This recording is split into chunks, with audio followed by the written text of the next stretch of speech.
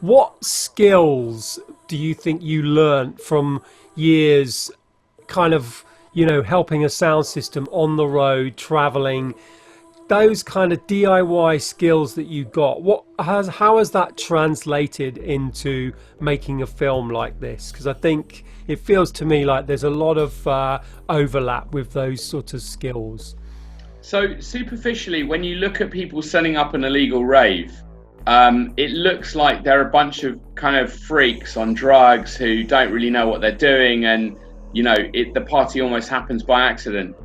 But what they are is they're people who are able to like freestyle with anything they have at hand, and particularly with guerrilla filmmaking, indie filmmaking, that's essential. That you don't have the full range of tools that professional filmmakers have. So people who've lived in squats and have had to rig up their own hot water or their own locks and things like that just at very short notice are naturally going to be very good on a film set, because they're not going to turn around and complain like, oh, I haven't got the tools, I'm not going to do it. They're going to say, this has to be done, how do you do it? Then I think there's a kind of slightly disrespectful attitude towards authority that is a great help and a great hindrance on a film set. So where the kind of maverick character of the free party scene, the squat party scene, is useful is being able to go into an area and just pull out your kit and start filming. For example, going into Acton and doing a party in a warehouse, and you're not going to break all the windows, but you're going to say, look, this warehouse is here, it needs to be used for a party. So that kind of maverick spirit of like making use of a location for your ends and to delight people culturally trumps some kind of spirit of ownership of the warehouse.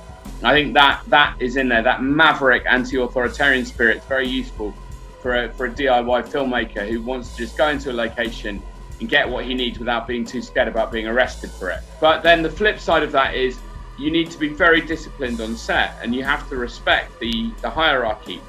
And I would say that once again, the free party spirit actually dealt with this quite well.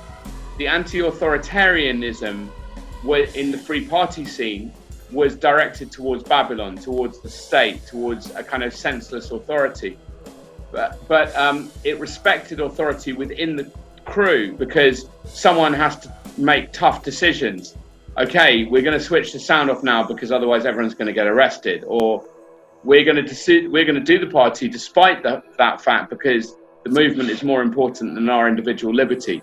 And a leader making that decision on behalf of the people is very important, because what happens then within a healthy film set is that the director is in constant communication with everyone and is not making a decision on their behalf without consulting them, but understands everyone's needs and sensitivities, and then makes a decision in a very democratic, sort of anarchic democratic way. I know all the people I'm working with here. No one is a boss here, but I have to go and talk to the cops now, so I'm going to go and make that decision. That's interesting. Some of those qualities you brought up there, David, sound a bit like Werner Herzog's film school points, where he says you must learn how to break into buildings, forge documents. The things you have to do. You're not breaking the law for any kind of suspicious gain. You're breaking silly laws or silly bureaucracy to get your film made, right? Obstacles, right?